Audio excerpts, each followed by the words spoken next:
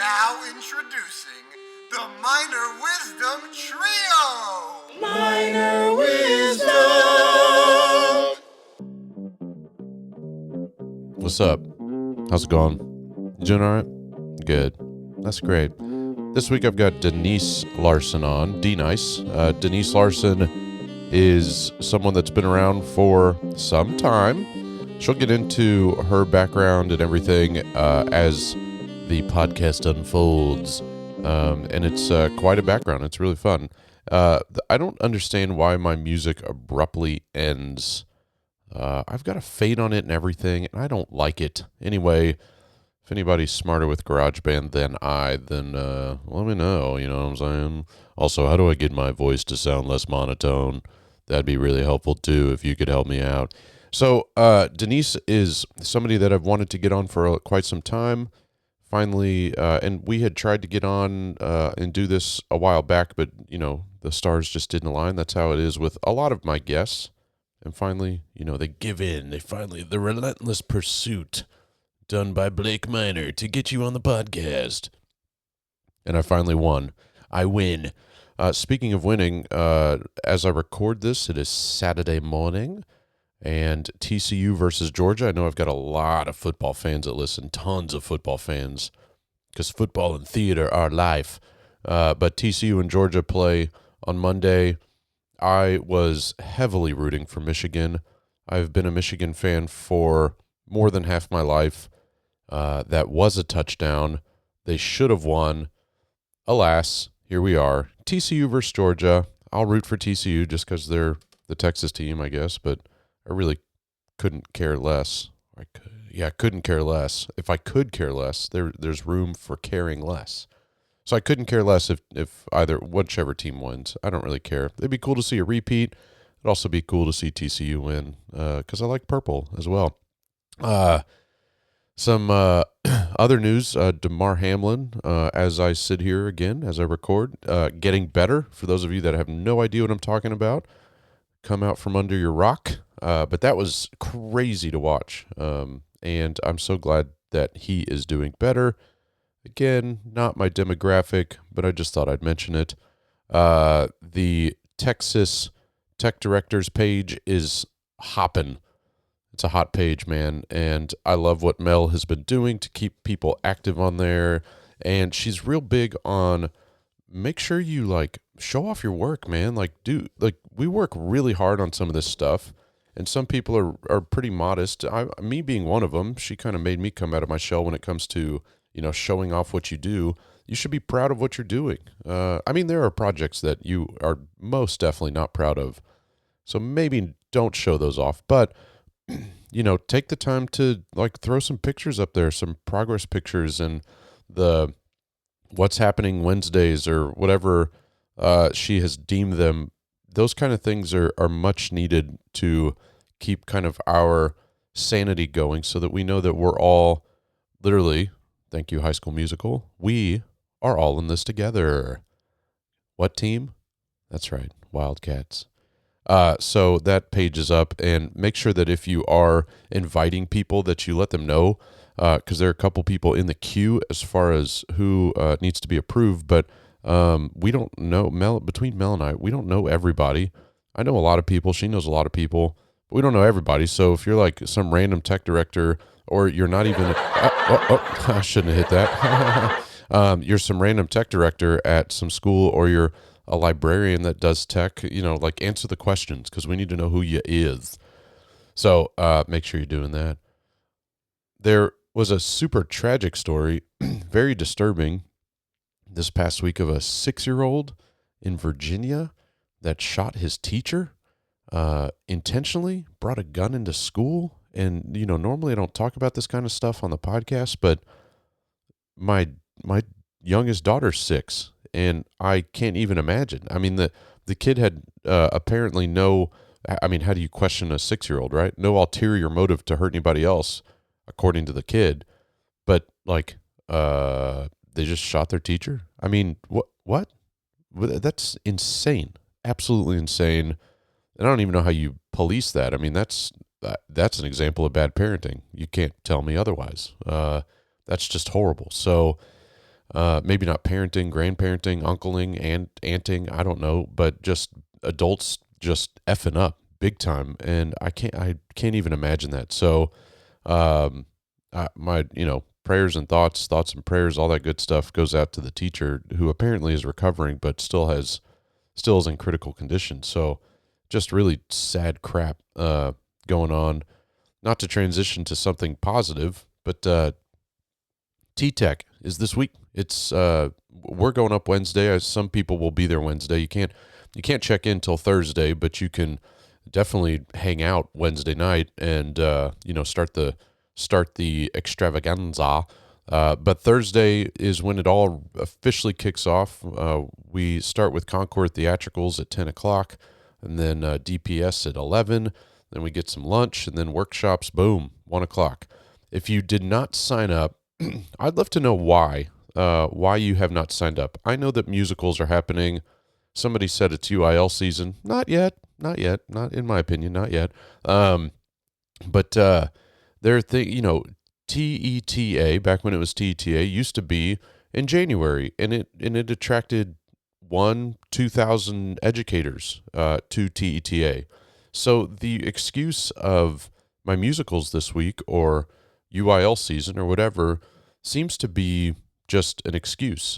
Seems to be just that. Now I know if you're opening a musical, like if this is your tech week or coming up, that I get. But where was your musical before? Why is it now this week? Just curious. It's not an accusatory tone. I don't mean it to sound that way, but I'd love to know why more people aren't attending T-Tech. We do not want 1,000 people there. Let me just be very clear about that. We want it to be intimate. We like the intimacy. We don't want 25 workshop rooms going at once. We like what we have, the style, the design, but we'd love to see a few more faces, and we'd love to not hear excuses. Or maybe I'm just speaking for myself. I shouldn't say we. I would love to not hear excuses, and just get your booty on the bus and get to T-Tech. So it is this week. Next week I'll report back on how it went. I'll have to record late for that episode, but super excited about that. Excited about what we're offering, the different, it's a wide variety. Lots of tech, obviously, if I'm planning it, but it's going to be a heck of a good time, and I'm excited to see everyone. Ladies and gentlemen, I hope you enjoyed this week's podcast interview with Denise Larsen. Follow me on Facebook, friend me, whatever, Twitter, buy a shirt. That'd be awesome. Rate me with a T. Have a great week, everybody. I was a kid who had a lot of trouble. I had very severe depression. And my mom saw that, and she started by taking me to therapists, which is what you did in the 70s. I guess that, therapy was all the rage. And that wasn't really addressing the problem. And it just so happens my stepdad was in the Air Force, and they had certain programs available. It was a Bergstrom Air Force Base, and they had a youth club. And in that youth club, not only did they host dances and they had games and things, but they had this fantastic woman there by the name of Beth Kabursky. And she was a dance teacher, but she also was a theater instructor. And so she offered these workshops for the military kids. And my stepdad was he was a staff sergeant, which really meant, especially living on the military base, there wasn't a lot of money. And he also had child support he was, paying for his other family because we were his second family. And so my mom, decided that it would be a great thing for me to take dance. And that may help me. That was one of her dreams. Is she loved movies, and so did my grandmother. And that's kind of where I got my love of old movies and my obsession with film, which will come back later, by the way. And so she wanted to try it. And so I took this dance class. It was ballet. And I had this idea in my head as a kid, I was going to be this fantastic ballerina. And, we took that year of ballet, and it all culminated. And again, this is Beth Kabursky. She would do these fantastic shows where she would have all of her dancers. She taught tap and ballet and modern and jazz, everything you could possibly think of. And she would pick a show, which would be totally illegal today. like Mary Poppins or The Hobbit. And she would write her own script, and then she would create all these like dance numbers. So you would have like in Hobbit, the tap dancing trolls. And in Mary Poppins, I was part of a company of dancing pigs in the barnyard, and we had these like giant tutus and everything. And my mom, she saw the show and she said, I thought she did a really good job, but maybe we should look into some acting next year. And I said, okay. And later on, she told me, she said, Denise, honey, I loved watching you on stage, but you were a terrible dancer. And I knew we needed to find something else, but I didn't want to break your heart. And I knew you had found something you liked. And that was the beginning of uh, how I dealt with anxiety, how I found kind of a passion that never went away. It started with that horrible dance, ballet dancing pig. Where did that come from? I don't know why. But she had a place for everyone in that company.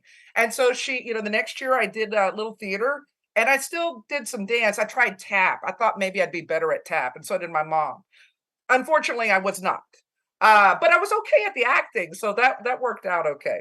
And then we were there at Berkshire for about 4 years. We moved overseas, and they didn't have like military schools overseas are different. They have different types of classes. It's a whole new world. I mean, it really is. And I've never experienced anything educationally like that since then. And we had this art teacher. His name was Mr. Rossi. He was very eccentric. Sorry, it's my chihuahuas. Uh, he was very eccentric. He didn't believe in bathing. But he loved theater, he loved art, and I know he smoked like 20 packs of cigarettes a day, and he had this cloud. But he approached a couple of us and he said, hey, would you guys like to do some theater? And so we started doing theater with him, and that continued. Then when I came back to the States, because this was before middle school actually had any kind of theater program, and typically you didn't get to do theater until high school. So it was, about trying to find ways to find opportunities for theater. So we returned from overseas. We ended up living in Lexington, Texas. Okay, I don't know if you're familiar with Lexington. Well, probably not, because it's a little tiny town in the middle of nowhere. It's in between Rockdale and Giddings, Texas, which probably still doesn't help you much. It's close to Brenham, about an hour away from Brenham. And we had the middle school didn't have theater, and so I had to wait to do high school theater. And then I did that for for a few years anyway. And it was just something that carried on. Now I'm going to confess something to you that a lot of people don't know about me. All right, and that is I actually quit school when I was 16 years old. I got married, and for almost a year I basically did not, I didn't go back to school. I was kind of just, living through a mistake I made as a young person, and ended up going back to school, back to high school. And about that time, that's when I found out that I was expecting my first child. So I was 17 and a half years old. I was pregnant, and but I wanted to finish school. And because of my age, I wasn't really, and because of my responsibilities, I wasn't able to participate in one act play. So the wonderful teacher I had at that time, Mr. Spivey, who was actually a history teacher, and he ended up having to do a one act play, which happens in small schools a lot. He said, hey, why don't you do the costumes since you can't participate in the plays? And I said, oh, okay. Because I just wanted to participate so bad that I was willing to do anything.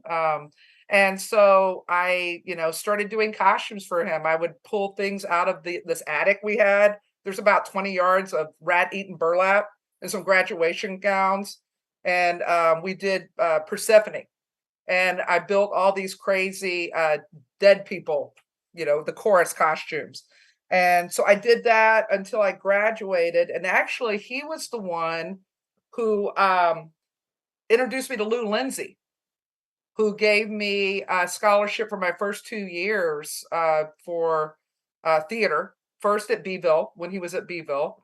and then at McLennan Community College. And I continued to do costuming for a while. This is a very long story, Blake. Are you sure you want to hear No, all this is this? perfect. Yes. Okay. Oh, I did forget, so This that I is what want to it's add this for. back.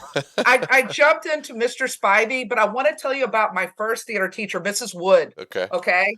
Mrs. Wood had a birth defect, and this is not for humor, it's just she used it though for humor. She only had half an arm on one arm, and she had a prosthetic. And she would, and I love this woman, and she was just fantastic. She was very disappointed in me, by the way, when I quit theater to get married, as you can imagine, because she had plans for me apparently. But anyway, she used to take off her arm and she would scratch her back with it in class. And then sometimes she would take the arm and put it on her podium, and you would just sit there. And I just love this woman so much. I'm going to write a play about her someday. And she just had this fantastic personality. And just, I don't know. Like I said, I've been blessed with my really great teachers. Mr. Spivey for trying to find a way for me to attend college because he knew as a single parent, the chances were that I probably wouldn't be able to. And then, Lindsay, who, because he gave me the scholarships and, and continued that love of costuming, that's what eventually got me to Texas State, where I got to work with Sheila Hargett and Daniel Hannon, who, I don't know if you've heard of Daniel Hannon, but he was like one of No. the most wonderful scene designers to, ever live in the state of Texas. I mean, just fantastic artist. So I just teachers. And I got my undergrad at Texas State, and then I got my MA at Texas State and was emphasis in costuming. I did that for about a year and a half, and I found out that in the state of Texas, and if you had children, it was very difficult to make a living and be a good parent. You're not going to be able to do both. And so I did a stint at Midland Community Theater, and I was a resident costume designer. And I finally I just remembered I was having to drag both my kids to the theater, and it was midnight, and my kids are, sitting there taking naps while I'm trying to finish up. And I can't, I just thought to myself, I can't do this anymore. What am I doing to my kids? I mean, I love theater, but they, I have to take care of them in a different way. And so I decided again to go back to school. I feel like I spent most of my life in college. Went back to school to get, a teaching certificate. So I went ahead, I did the education courses, got emergency certified. Then I ended up teaching at Burbank High School in South San Antonio, which was, again, so blessed, had so many fantastic places that like nurtured, but allowed me to nurture. And, everything, I hate that cliche, but it's true. Everything happens for a reason. And especially as I'm getting older, I'm looking back and I'm going, man, this was connected to this, was connected to this. Like Beth Kabursky, found out years later when I was looking at a program, she was a student at Texas State, and she borrowed off her lighting and got assistance from Texas State at that time for her shows. But I didn't find that out until like 25 or 30 years later. I just think that's so bizarre how things are connected. Let's see. So that puts me at Burbank. Yeah. Then and that was so wonderful. I had great parent support. I had a wonderful principal who gave me a piece of advice, by the way, that served me well later. He was in his second year of I was in my second year. He was about to retire. And I had a job opportunity at Roosevelt, which is a Northeast Independent School District. And I just really felt bad. I was going to have to, I knew I needed to talk to him. And I sat down with him and I said, Principal Longoria, I've got a job opportunity. I really, it's going to be closer to my home, and I'd really like to take it. And I know you're retiring. And he said, look, Denise, I'm going to tell you one thing. He said, whenever you get a new administrator, you need to think about the possibility you may just need to go ahead and go to a new school because you're starting all over again. And at first I thought, oh, that's terrible. I mean, what if you've invested this time? And, but it gave me he basically gave me permission and the blessing to go. And then, like I said, everything happens for a reason. Years later, I would find out those words that he said to me are so true. When you work with a group of well, when you work with someone who, I mean, initially hires you, um, you have a relationship with them. They see your work consistently. They support you. And Principal Longoria was very supportive. This was back when at Burbank, we didn't really have a theater budget. So the only money we had was money we raised. So we would do a variety show in the fall. So we had money to do one act play and other things. Okay. Um, but like after that first year, he started. This is also when they still had soda machines and vending machines on campuses. And so what he did to help us out is he started giving us money, which I know was supposed to probably be for the campus fund, but he started giving us money for our program. And just very blessed that he supported me during that time. And I realize I'm backtracking and I apologize, it's not linear. This is Um, your story. You're allowed. okay. So anyway, he gave me that word of advice and I said, okay, okay. And so I went ahead, went to Roosevelt. And my first principal, again, I ended up having 3 different principals there, by the way, and this is where those words came back to haunt me. First principal was great, very supportive. It's funny when administrators see that you're really, really excited and that you're very committed. Sometimes, it doesn't always work, by the way, sometimes they get excited too. And they'll do things and they'll help you in different ways. Now, that doesn't always work. I wish it did. But for 3 or 4 years, man, he was the principal. It was fantastic. And then we got the next one. And then unfortunately, the second principal, which I'm not going to say his name, but he will live forever in my mind in infamy. That's when things started kind of becoming more difficult. I'll give you a good example. We were doing theater games in one of my Theater 1 classes, and he came in to observe me, and he said, "What are you doing?" And I explained, we're doing theater games. This really helps us, towards preparing for acting. It helps the kids become more comfortable with performing. So a lot of times, kids, especially in Theater 1 class, they don't want to get in front of people. And so if you could get past that hurdle, you've, done half your job right there for the entire year. And it's like, well, I just don't really see the point. And that wasn't long after he had replaced our initial principal. And I thought, oh man, I'm in trouble. It was a struggle with him. And I think I ended up being at Roosevelt for, I want to say 8 or 9 years. And by that time, I was on principal number 3. And it was just like every time I turned around, I felt like that. And anybody who's been teaching long enough will, have experienced this at least once. I felt like that although I was being consistent and I was building this program and I was 100% there, I felt like I couldn't control those outside elements, especially in bigger school districts where sometimes not only are you getting a new principal, but you're also getting new assistant principals. So all these people that you had a reputation with are now gone. And so it is like you're going to a new school. And that could be difficult if you are a fine arts teacher, be it art, music, you name it. It can be a struggle if you don't have at least one person in admin that has your back. And that was kind of rough. But honestly, it was probably time for me to go. I've always had great respect and admiration for my peers who have been able to find a place and stay throughout their retirement. I have such admiration for that.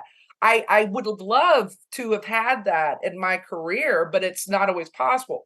And I didn't want to be that person. And I advise people about this all the time. When you feel like that you are in an abusive relationship at your job, you're doing everything. It's probably time for you to go. Or you're going to be that bitter theater teacher who gripes and gripes and gripes, but just is kind of miserable to be around. And I didn't want to be that person. So I've always tried to be very cognizant of when it may be time to move on. And I don't think there should be any shame in that, especially in this day and age, because I don't see how you would be serving anyone if you're not happy. You're not going to serve the kids, you're not going to serve the community. I feel like, or not, obviously, you're not going to help yourself. You're probably better off going ahead and say, you know what, it's probably time to go. And it was hard, every time I have had to move on, you always leave kids, and you love those kids, and you keep saying, hey, what if I stay one more year or two? I'll stay till they graduate. But too often, after many years of talking to teachers, I've always heard them say, yeah, I probably shouldn't have done that, because there's always going to be kids that you love, right? I mean, always. So Roosevelt, um, I had been talking to Natasha Tollison for many years. We had met, we talked about Kashmir and different things, and she, I knew that she had some middle school positions available. Now, I'm going from teaching high school to teaching middle school, and I had no experience. And the first year, oh mercy, okay, whoo, that was rough, because that's a whole different type of teaching. Um, and it was rough. And then I started working in the summers through Teresa Ragland called me up. I'd met her through, summer theater workshops and Texas Educational Theater Association. She said, "Hey, I got this gig. It's teaching at the Angelina Arts Alliance children's theater camp." And so I went there that first summer, and that's where I met Barry Yandell. And at that time, Barry was still teaching, I believe, in Fort Worth. And I was telling him about my struggles. I said, "Look, I made this change from high school to middle school. I'm not doing really well. I am not connecting with these kids. I don't understand. Everything I've ever done isn't working. It was really easy to teach high school, I felt like, but it was hard. I felt like that I was spending a lot of times just doing discipline in the classroom, right?" And he saw that I was struggling, said, "Look, Denise, first of all, you are teaching middle school. You are not preparing kids for college. They're not going to major in theater. And one of the things is they're going to go into any class, and they're going to sit there, and they're going to have to hear people lecture to them and do their course subject. They don't want to come to theater to do that. So the first thing I would tell you to do is look at your style of teaching. It needs to be fun. Middle school has to be fun, because your goal is to hook them so that they'll want to do, theater at the high school level. You're serving your feeder school." He said, "Play some music when they first come in. How many games are you playing? Like, and also make sure that everything is very organized. Make sure you know exactly what you're going to do." And I thought about it, I said, man, when I was teaching high school, because I've been teaching it for a while, I always kind of knew my lesson plans. And we didn't have to submit lesson plans at that time. But I hadn't really looked at my middle school classroom the same way, and like truly what it was I wanted to do with those kids and where I wanted to go. And I thought, okay, let's go back, let's reset. And so I spent that summer after talking to him, and he had a lot more advice.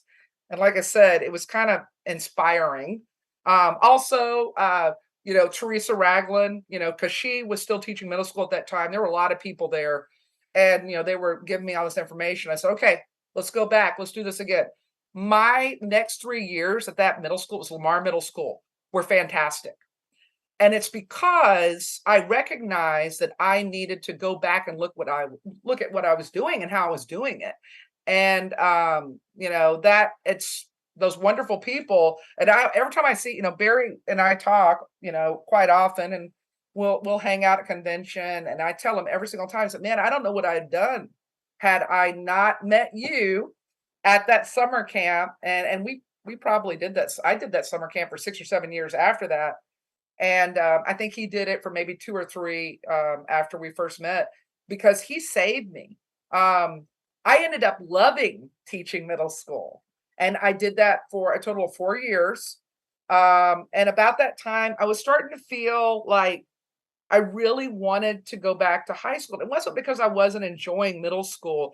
I missed the higher level of performance and literature. I missed talking to actors. I went from doing, because I was crazy, the full stage version of Macbeth to now I'm doing, Janice, the worst witch. And, and it's like, I think I want to go back to doing something that's a little more substantial. And that's where I was because that's where my husband is employed. That's where we bought our house. All right. And that was also where my mother was living and my in laws. So it wasn't really, so I don't want to say stuck. I'll say it was the best place for us at that time. But I knew there weren't any jobs available.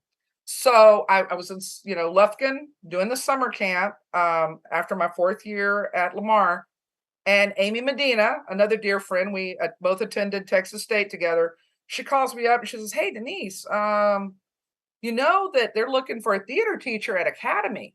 I said, "What?" She said, "Yeah." She said, "And you need to, go ahead and get that application in now because I think it's been there for about, 3 weeks." I said, "Oh, okay." So I said, "Well, all right." And I went ahead, went online, I applied. I said, "Well, if nothing happens, I'm still okay at Lamar. I mean, I know how to work with the kids now and it'll be okay." But in my heart, I was like, "Oh, I really would like to make this change."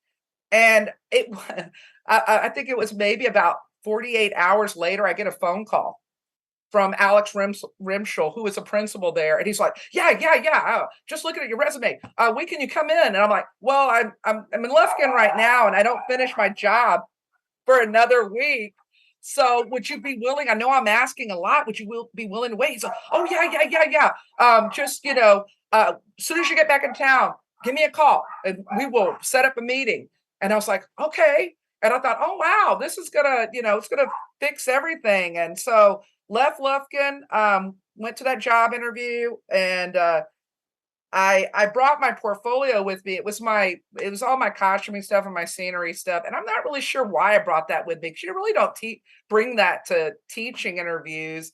I don't remember. I think I do. Maybe he had asked me because he saw it on my resume. He said, "Hey, and bring some of your costuming stuff." Okay, okay, I'll bring it in. What the heck, And I came in and I showed that stuff. And I mean, talking about 100%, I have never gone to a job interview where someone was that enthusiastic.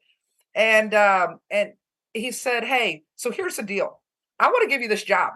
And I'm looking for someone who wants to build a theater program. We've got a great athletic program. We're getting better at our UIL academic." And they had this whole plan about trying to build that up. He said, "But I'm tired of us not being successful at one act play." And he said, "I'm not expecting you to win. It's just that I want us to have good, solid shows, and I want us to have a good theater program because it's just what we lack. And we don't have the best facilities and everything." He said, "But I'm going to tell you something about Academy. Once you start working here, people stay here their entire careers." Hearing that really appealed to me. And he was, like I said, he was so enthusiastic. I hadn't had that in a while. And he was so genuine. Okay. And I said, "Okay." So I walked out. They sent me to admin to start filling out paperwork that day. I'm like, "Okay, I got that job." And I was so excited about it. And that first year, okay, first semester, and I'm going to be really careful how so one of the things is when you go in behind someone, I've had this happen several times, okay? When you go in behind someone who maybe had a different way of doing things and not necessarily the how do I put this without not necessarily the correct or the appropriate way of doing things, um, you can only go up. All right. I mean, really, it's true. You can, and so went in and I found out that the kids were on their cell phones all the time, first of all. And I couldn't figure out when I first looked at the stage why there are all these sofas and chairs on stage. I'm like, what the heck's going on? Why are there so many sofas? Well, because they were sleeping and hanging out and I was like, what is going on in this space? And I found out, well, they would do shows, but they wouldn't necessarily always produce them. And people kind of came there to hang out, if that makes sense. And so now things are starting to, so I spent my first semester basically having to do some house cleaning. Because there were kids there who wanted to do theater, but there were a lot of kids there that were just hanging out and they were kind of allowed to. So first semester, I went from 23 students to 11 after the second semester. And in fact, I lost two more right about 2 weeks before one act play. And I thought, okay, oh, let me go back to Alex, to my principal, and how supportive he was. He called me in his office. This is that first semester. And apparently a parent had written him a letter. And in this letter, it basically was saying that I was unreasonable, that I expected things that were just, beyond the students there, that, it was just basically, this was a very unhappy parent. Right. And so Mr. Rimshaw says, look, I'm going to let you read this letter. He said, but before I let you read this letter, because some of the kids were still in my program is the problem. And he wanted me to be aware. He said, the thing I want you to know is I've got your back. I know what you're trying to do.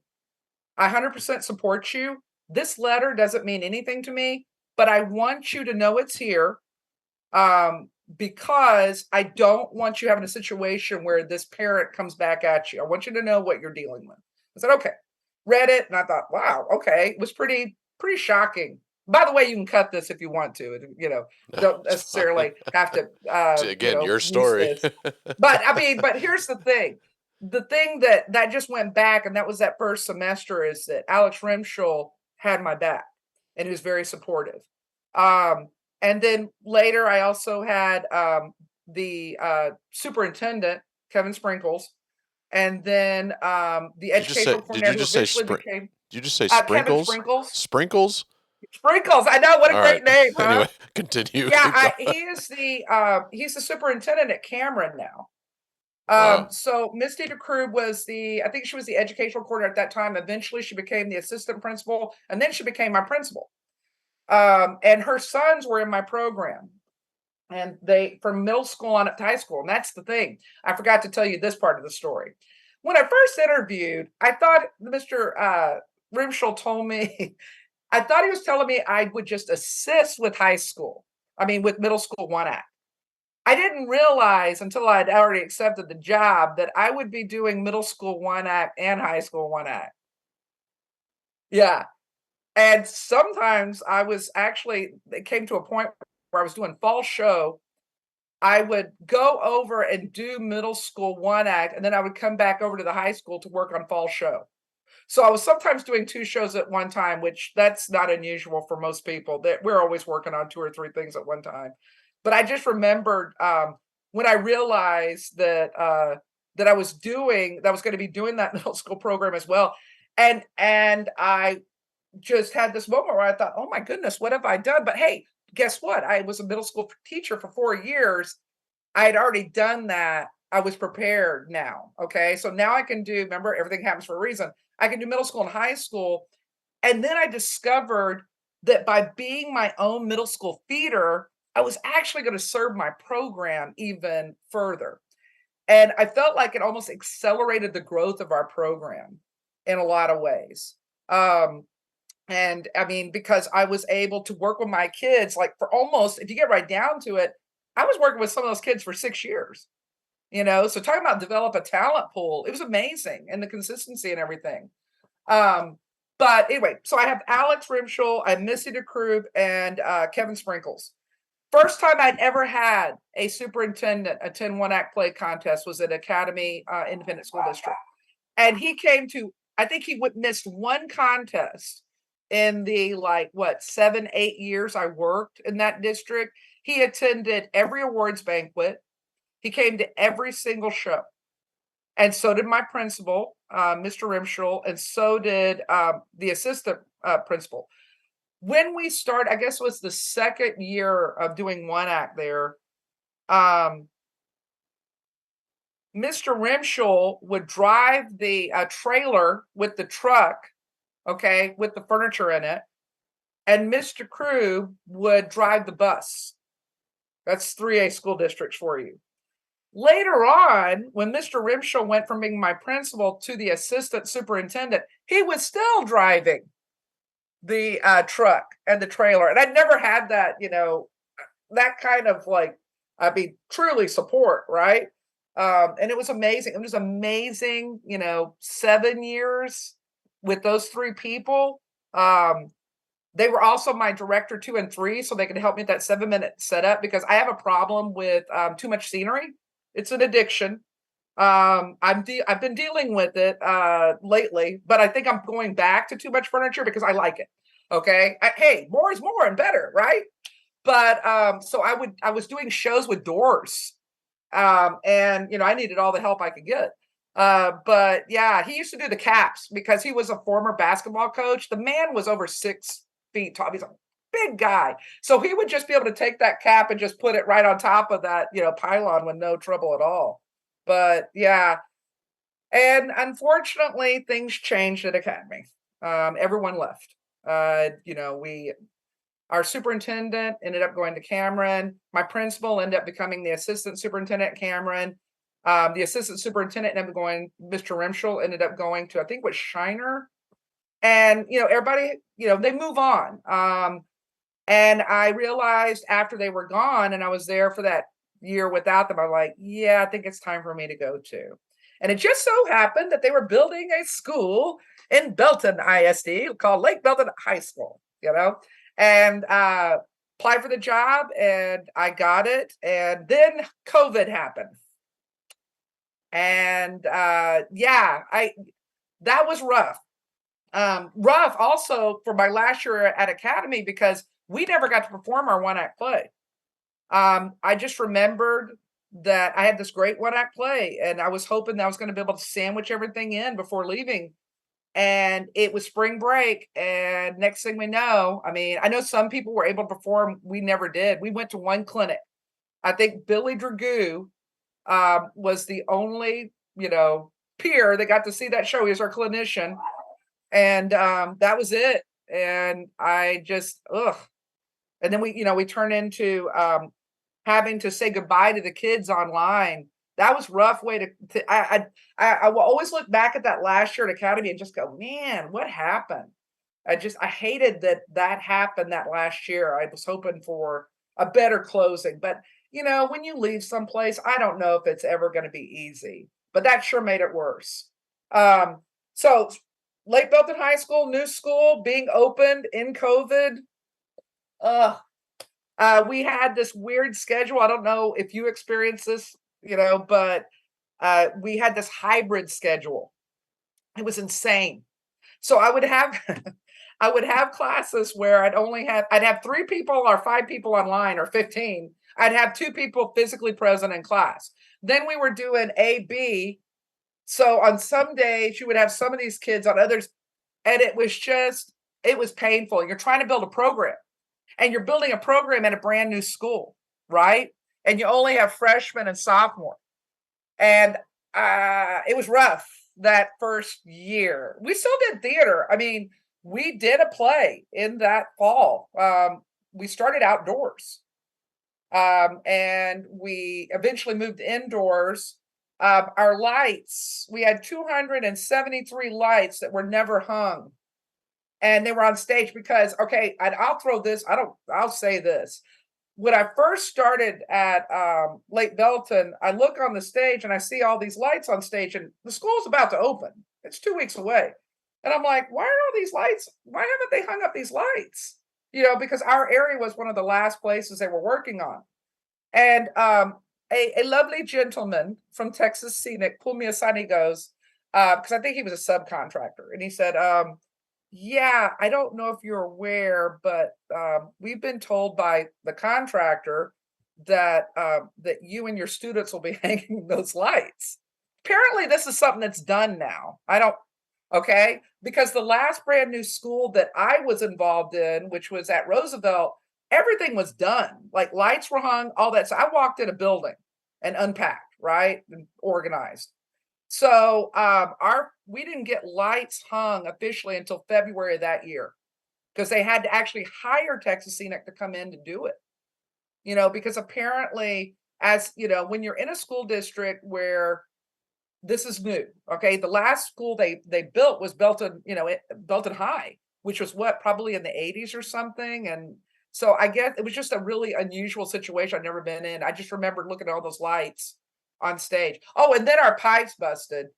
So you remember Snowmageddon, like the same, like not long after COVID? Yeah, our pipes busted, flooded our pit, went over the stage, went into the classrooms. Um, and it's a good thing that the lights were, I had put most of the lights up. I'd put them like up out of the way and as far away as I could. So water wasn't on those. And I had flown all the curtains out because they would have been in a pool of water. We had about, I'd say, 3 or 4 feet of water just in the pit. And they had to go in. After, this is a school that was just built. They had to go in. It took forever to get that water out of there. It was like a swimming pool. I mean, seriously. They had to resurface everything. All the drywall had to be removed, the acoustical panels. They had to remove our stage floor and redo our stage floor. I mean, it's like that year, every time I turned around, there was something else that happened that year. And I'm sure people have worse stories. There were a lot of people at that time that had floods, from what I understand, pipes busting. But it just seemed like I thought to myself, am I not supposed to be here? Because it just seems like every time I turn around that there's something else happening. But push through the pain and, made it to that first year, established the thespian club. Um, and that was a big deal to me as I wanted to continue that. And then the next year, things were a little more normal and they've gotten better ever since. It also helps that I have lights that are hung, but that also seems to be something that, there's always seems to be something going on with the lights. New schools, man. I mean, they're wonderful, they're beautiful, but talking about, little secrets you find out, throughout the period that you're adjusting to them. I still haven't figured out why they never ask theater people when they're building these things. What is that about? That's a You, whole nother topic. yeah, I know. That Yeah, could be like a whole nother show. even your dog's mad at it. I know. I hope I didn't just talk your No, ear off. the whole point of this podcast is for the person that I've asked to be on to share their story. So Yeah. you did you get an A plus. So yeah, the whole new school thing, that's a Ugh, whole nother topic. That's a whole nother a long episode. But I think like you kind of alluded to towards the end there about why they didn't hang him. It could have been the previous so a director in the district, so maybe the Belton director recommended they not hang him or something. oh, Melissa would never do that. Well, oh, No, that's right. It's no. Melissa at Belt. Okay, Yeah, yeah, she yeah, would yeah. never recommend Yeah, you're that. right. That's a good point. Yeah. But well, I don't know what it could have been, but for me as a lighting person, I would have Yeah, preferred them on the ground, but that's my own preference, sure. because I can put them wherever I want. But anyway, that's a whole nother, again, like we said. So you touched on a lot of things that kind of Yeah. resonated with me, and you don't have to reply to all these, but I will say that it is a hot topic in our house about because my wife left education this past year because of what you said about your first year in middle school about doing discipline, and that's pretty much all. She was at a middle school in Fort Bend for a long time, but it was a middle school that didn't have a lot of discipline issues. Yeah. And maybe it did, but the issues that she had were issues that she could manage. But then when she left that school and went to another one, it was discipline issues that were different. And so Mhm. it is middle school's a totally different world. So I'm It glad I'm not a is. part of it. And I Um, don't know if we give people enough credit who choose to teach middle yeah, school because that's a hard job. yeah, It you're dealing with kids at a point in their life where they're still babies. right, There's that lack of maturity and they just need a little more care right, and you have to be willing to do that and that's hard for some people. That may not be what they had in mind. They want to teach theater. They yeah. don't want to necessarily be mama or daddy. I talked to somebody not too long ago that swears that they were meant for middle school, and I'm like, man, you Mhm. are something's wrong with you. But a couple screws loose. So also the relationship with the superintendent. So I had a really good one, and I still to this day actually am good friends with he's now the former superintendent of Fort Bend, and obviously I'm not at Fort Bend anymore. But we've been close, and I think that that's like a huge, you know, he was the superintendent for 80 plus schools. You know, it's a large district. It's not a small place, which I get the difference between a 3A, 2A, 1A type thing, where sometimes the superintendent could also be the one act play director. Yeah. Um, but I always encourage people to like get to know the admins that are making these decisions, because the people that are Mhm. making those decisions will start to include you in some of those decisions that are maybe angered you, which then leads me to another thing that you said. um, about kind of understanding when it's time to leave, so Yeah. that you don't become the kind of bitter. You said old, I think, but I don't. I'm not going to put that. I'm not going to say that. But you become the bitter veteran that Mhm. is constantly looking for greener pastures, but doesn't ever go out the door to get the greener pasture. You know, Mhm. is looking from inside a window. Um, Yeah. and so I commend you for that, because one of the things I was told when I was a wee little lad was I quit my job with Straight No Chaser kind of early on, because I just knew it was time to be done with that chapter of my life. And the road manager at the time, Richard Corby, who I adore, said, I'm really proud of somebody your age understanding that you got to cut bait. It's time to move on, you know, and so um, anyway, I just thought I'd share that with you. That good for you being self-aware. It's hard to do that, Yeah, though. I mean, it really is because yeah, it's guilt. I don't know what it is about. I don't know if that's just something that as teachers, yeah, I feel like that when you choose to go into teaching, first of all, you probably had some really great teachers, right? Secondly, you obviously want to share this passion you have for your subject, you know. And you're like for me, my hope was always that maybe, and I still have this philosophy that, and because I've had kids where I believe that this is what kept them in school. This is maybe what kept them from being depressed and as an happy, because sometimes their family lives weren't really that great, you know, and to have this as an outlet and a place to go and something to do and where you feel valued, because we don't always feel valued, right. and feel important, you know, and suddenly you're able to discover you can build scenery and you can sew costumes and you can operate lights and all those things, which, you know, I'm not saying that everyone we're preparing is going off for a career in this, but, you know, the fact is the kids learn to work with one another. They learn about collaboration, which they're going to use on, you know, in every single career, problem solving.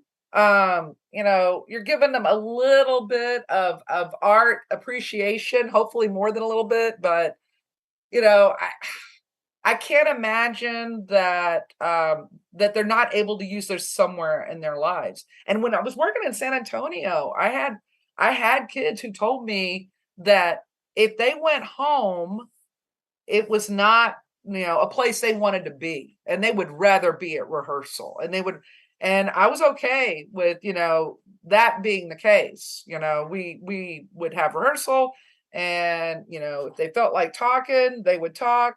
But I, you know, being a kid who had my own, you know, issues with depression and then anxiety, I got that. I understood that. You know, that for me, and maybe this isn't exactly the healthiest attitude to have about escapism, but this idea of creating these worlds, you know, reading these plays and time traveling essentially, you know. I found comfort in that. And I don't think there's anything wrong with every once in a while not want to deal with reality. I think it's okay. That's why I watch movies sometimes. Yeah, Okay. It's I don't want to deal with the fact that I've got, oh, I don't know, oh, floors to mop. I yeah, would rather find out, you know, solve a mystery. You know, travel to distant lands and go on a treasure hunt. That's more fun to me. I don't want to mop the floors. That's you know simplification there. yeah.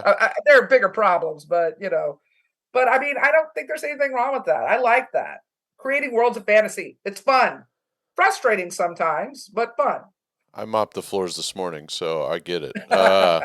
That's actually very true. You got to do it. My mother-in-law's coming to town, so I got to make it look like we've been clean Ugh, around here. yeah, Uh, it's the same way with me. I'm s- I'm trying to figure out at what day this week I'm actually going to clean the house because I have a one act play to cut.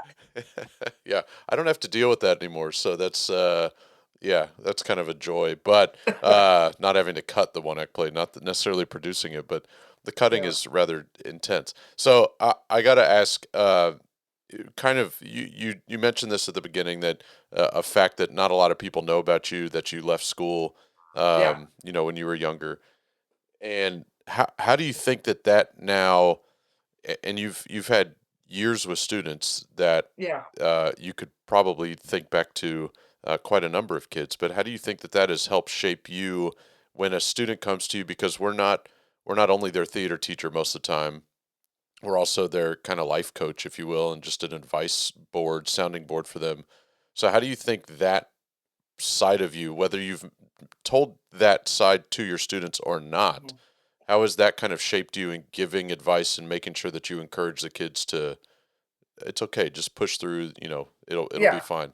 I have probably shared that information with a couple of kids who were considering quitting school. But here's what I found, and it was the same thing. Here's the thing you got to remember, and as you get older, it's really hard to keep this in perspective. But I really try to keep in my mind the way I was at 16. I had plenty of people telling me that I was making a mistake, including my grandparents, my mom, my stepdad, my theater teacher, my English teacher. I had plenty of people telling me that I was not making a good choice, but I had to fail, if that makes sense. And this is the reality. It would be great if our terrible experience could be, I guess the cure all for everyone else and they could avoid all the pain, but it doesn't work that way. Sometimes you just have to fall. That's the way it was for me. I had to make this mistake, which is, I say it's a mistake. I have a beautiful son who I love dearly. He is the light of my life, but I had to see that I had to learn my lesson. And here's the other thing is that sometimes in learning that lesson, it toughened me up. I could not have been a single parent. I could not have, started college because I had the determination. I said, okay, here's the deal. Now it's just me, and I got to make sure my kid is taken care of. And so I better, straighten up and fly right. I was going to have to work harder because I had a kid. I was going to it's going to be twice as hard for me. And in fact, that first year, uh, I wasn't with my son. I was at Beeville. I lived in a dorm. So my mother and my grandmother, my grandfather were taking care of my son. I would only get to see him, I think I got to see him on Christmas that year because I was only there for 1 year, and then I ended up going to MCC.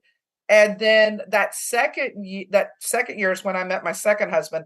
Okay, I don't want you to think that my second husband and I have been married for over 30 something years. Okay, so don't just think that my first couple No of years, judgment. Yeah. and then we had a daughter. But I mean, I had to learn that lesson. Again, I would love to tell you that, our terrible experience could it just doesn't work that way for most young people. Because when you're young, and I know you remember feeling this way, man, you have all the answers, you know everything, and no one else can tell you anything. And they don't, we're old. What do we know? It's like we don't, I remember telling my mom, oh, but mom, I'm in love. And she goes, oh my God, and it was true. It's like, the worst thing you can hear. I'm in love. How many times have people done crazy things in the name of love? But I